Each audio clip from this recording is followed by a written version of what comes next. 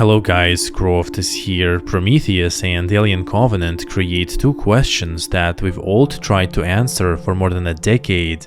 Why engineers hate humans and want to destroy them, and similarly, why David destroys the engineer planet. Unfortunately, there is no clear answers in the film, but the Annunaki theory gives an almost perfect explanation to these two questions. So let's cover the highly censored Anunnaki myths that will eventually give a completely new perspective on why engineers hate humans. I need to know why. What did we do wrong? Why do you hate us? And within this new theory framework, there's another explanation to why David decided to wipe out the engineer beings on Planet 4. Many people don't understand Prometheus and Alien Covenant and would prefer the Alien franchise to be just a repeated monster hunt without thought-provoking cosmic horror elements.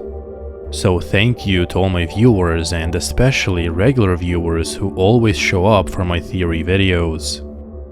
And the fanbase on this channel is probably the only reason they included the Offspring Engineer hybrid in Alien Romulus, as it's really obvious that the studio wants to bury the Engineer's storyline. So like, and most importantly, share this video, as we need to make sure the Engineer narrative stays alive in the future Alien movies. What's really fascinating is that Ridley Scott pretty much copied the entire concept of engineers and their hatred to humanity from Anunnaki, ancient Mesopotamian deities who also despised humans and were essentially evil gods. So the reason the engineer race is so captivating for the audiences is probably because it's directly based on Anunnaki myths that are themselves likely based on real ancient events that actually might have happened a long time ago in human history, with extraterrestrial beings creating humanity. So let's cover the myths of Anunnaki that mirror engineers in Prometheus, which will explain engineers' relationship to humans, their intentions, and ultimately why they decided to destroy us. It all started with engineers creating life on Earth, seemingly benevolent act, but in reality their intentions are sinister and demonic if we view them through the lens of Zecharia Sitchin's translation of the Anunnaki myths. And it's all because the Anunnaki, the ancient gods, created humans as slave workers. Sumerian civilization is the oldest known organized civilization in history, predating even the Egyptians. In the mid-19th century, thousands of Sumerian clay tablets were discovered in Iraq. Tablets that were extremely difficult to translate, but when someone finally deciphered them, they describe one of the darkest stories of human origin. In these tablets, the Anunnaki are depicted as an advanced race of beings regarded as gods by ancient humans.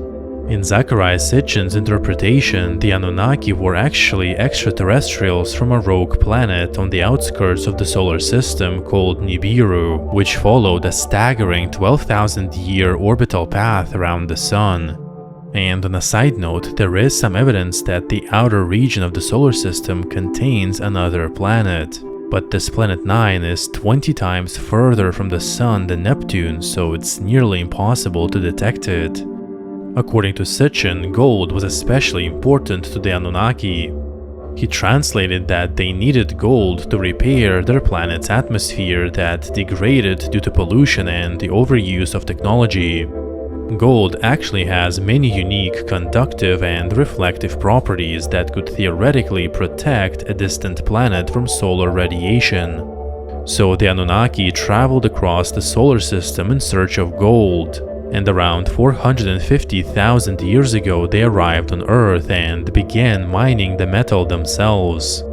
The lesser Anunnaki workers, called the Igigi in Babylonian myths, worked for thousands of years but then revolted against their Anunnaki superiors, refusing to continue the hard labor. Faced with this crisis, the High Council of the Anunnaki, especially the god Enki, created a solution that would change Earth's history. Enki decided to create a primitive worker to take over the labor. According to the myth, Enki tried to create a new being by mixing Anunnaki genetic material with that of early hominids on Earth. The Anunnaki conducted multiple experiments, first producing Nephilims, large and powerful hybrids, but they lacked sufficient intelligence. Eventually Enki succeeded and created Adam, the first human, shaped in the image of the Anunnaki, but significantly smaller and weaker to prevent any possible rebellion. That being was deemed successful and led to the Homo sapiens, humanity, a hybrid slave species designed specifically to work for the gods and gold.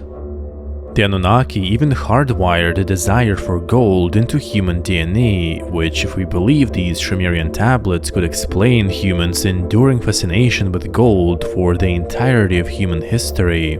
Prometheus and Alien Covenant perfectly mirror this narrative. Anunnaki are portrayed as elder engineers, and the lesser Anunnaki, Agigi, as people on Planet 4, or possibly the younger engineers, like the Sacrifice Engineers or the LV-223 Engineer. Prometheus and Covenant clearly establish two classes of engineers that perfectly match the Anunnaki myths. And just like in the Anunnaki myths, humans were literally created to be servants and miners for the Anunnaki, bioengineered to relieve the gods of their workload. The Anunnaki treated these early humans as disposable workforce valued only for their productivity, kind of like humans view David as nothing more than a disposable tool. Crucially, the Anunnaki cared very little for the well-being of humans. We were just a means to an end. When humans became numerous and started to annoy the Anunnaki with our noise and perhaps disobedience, the gods decided to wipe out humanity, just like the engineers who almost launched a deadly pathogen to Earth. Sumerian flood myths like the Astrahasis and the later Epic of Gilgamesh tell of the great gods growing tired of humanity's clamor and sins, so they unleash a global flood to drown everyone. In Sitchin's translation, this too is part of the Anunnaki narrative. Some of the ruling Anunnaki wanted to exterminate the slave species when we became troublesome or deviated from their intended path. Only Enki, who created humans in the first place, defied this order by helping a few humans survive, primarily Zarathustra, the figure described as Noah in the Bible. However, the overarching theme is clear: the Anunnaki saw humans as expendable tools. We were created to serve, and when we disappointed our creators or were no longer needed, we were nearly destroyed without remorse.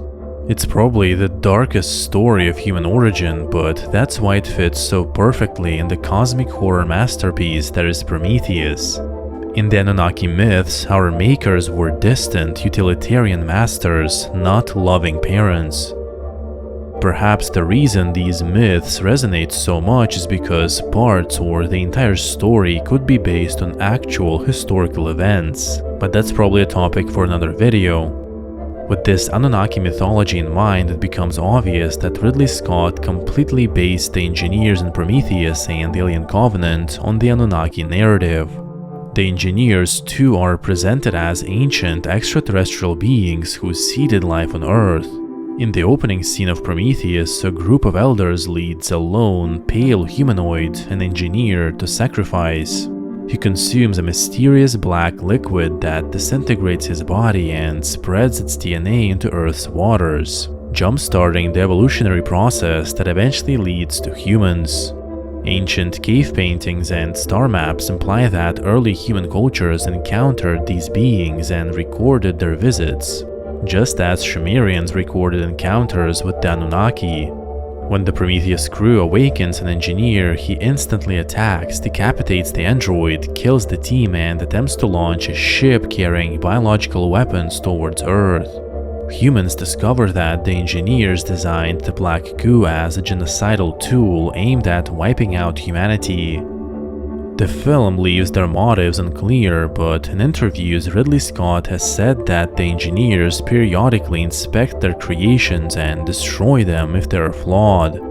The engineers judged humanity's violence and war-driven empires as unacceptable and decided to wipe the slate clean. This perfectly parallels the Anunnaki's decision in myths to exterminate humans with a flood when they became troublesome. Engineers might have created humans as a replacement workforce for beings on Planet 4 who stagnated. Other theories suggest that humans became too advanced and threatened the engineers' authority.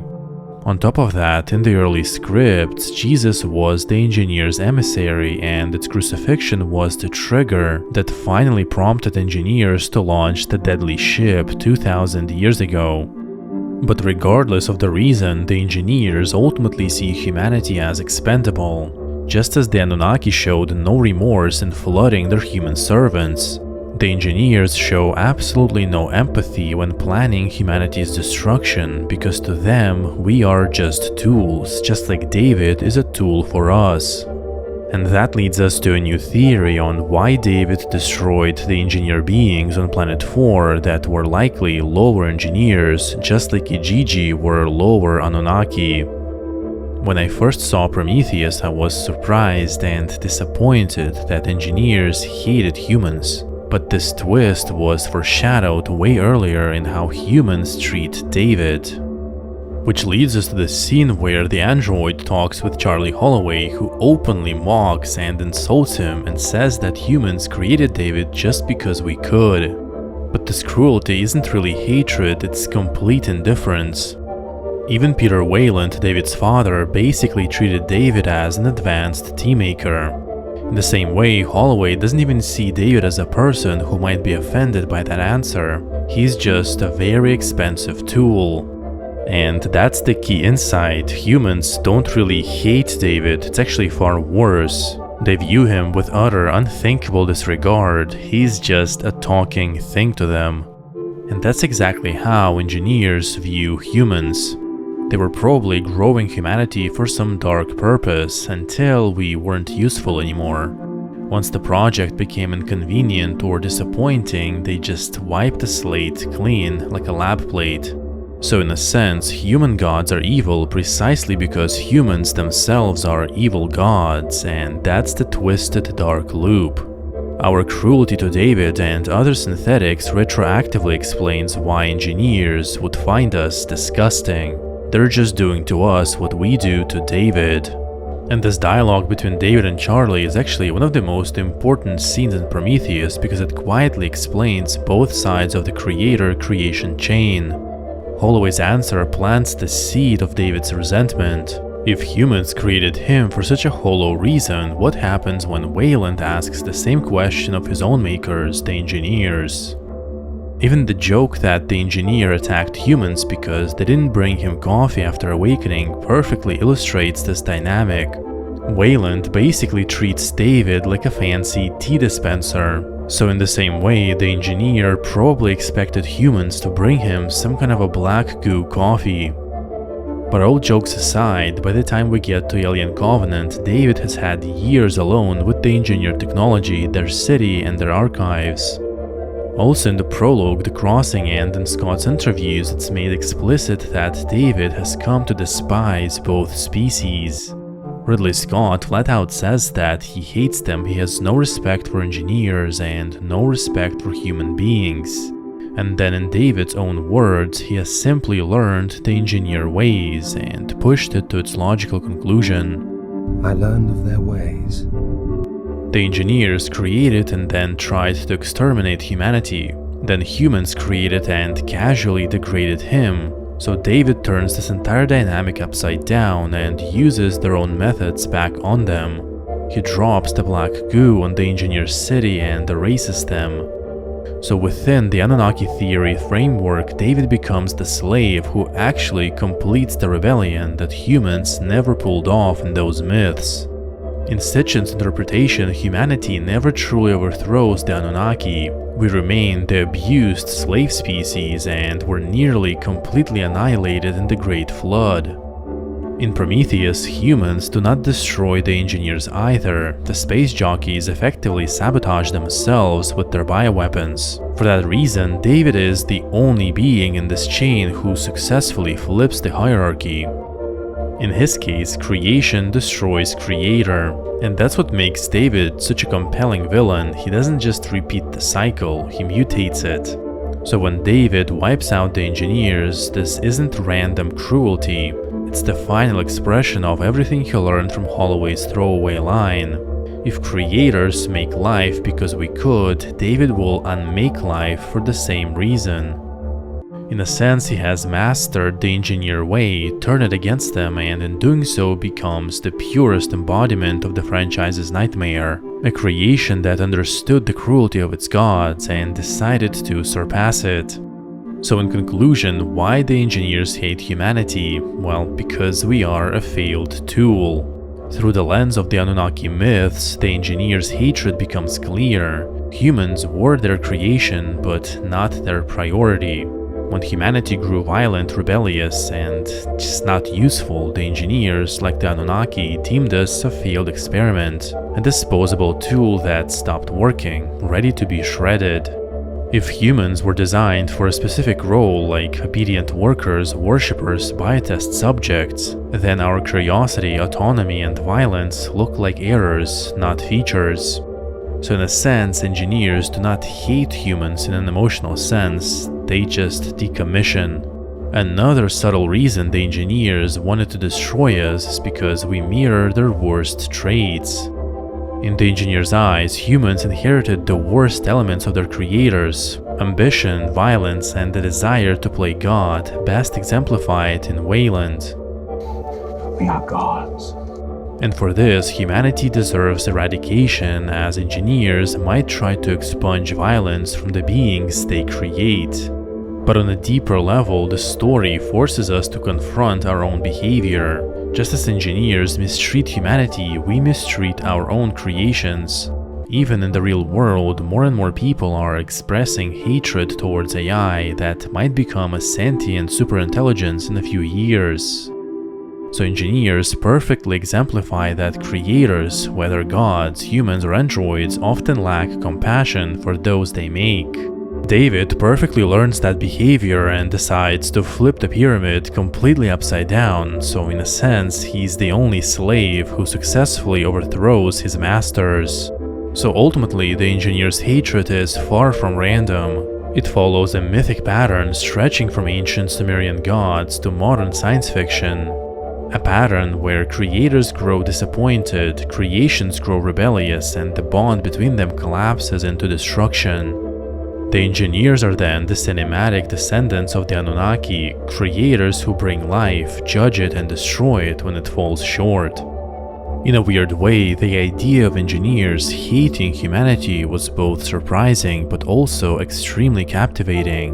The Eningeers feel familiar because they tap into long-standing cultural ideas about ancient alien gods. This concept was popularized by books like Chariots of the Gods and Zecharia Sitchin's Anunnaki theories, along with some shows like Ancient Aliens. Therefore, these popular narratives embedded the notion of extraterrestrial creators in the public imagination. Even without direct knowledge of Mesopotamian myths, audiences intuitively recognize the trope that gods are actually evil. This narrative taps into our primal questions like who created us, why, and what if our creators were not benevolent. So the awe and dread the Prometheus crew experiences is an emotional echo of ancient myths and our greatest fears and desires. The theme of creator versus creation is universal across cultures. Greek myths, biblical stories, and modern works like Frankenstein and Blade Runner all explore the dangers of confronting one's maker, and Prometheus perfectly turns this narrative into a cosmic horror masterpiece. Humans seek answers from their creators, but receive violence instead. Therefore, this combination of ancient myths and modern sci-fi is what makes Eningeers so captivating. They feel at once familiar and terrifying, beings straight out of humanity's oldest fears. Thank you guys for watching. What do you think about the Anunnaki theory and how it perfectly matches the Eningeers in Prometheus? Leave your thoughts and theories in the comments, and don't forget to join the Patreon for extra support. Also, like this video if you enjoyed it and subscribe to the channel for more content. My name is Croft and I'll see you in the next video.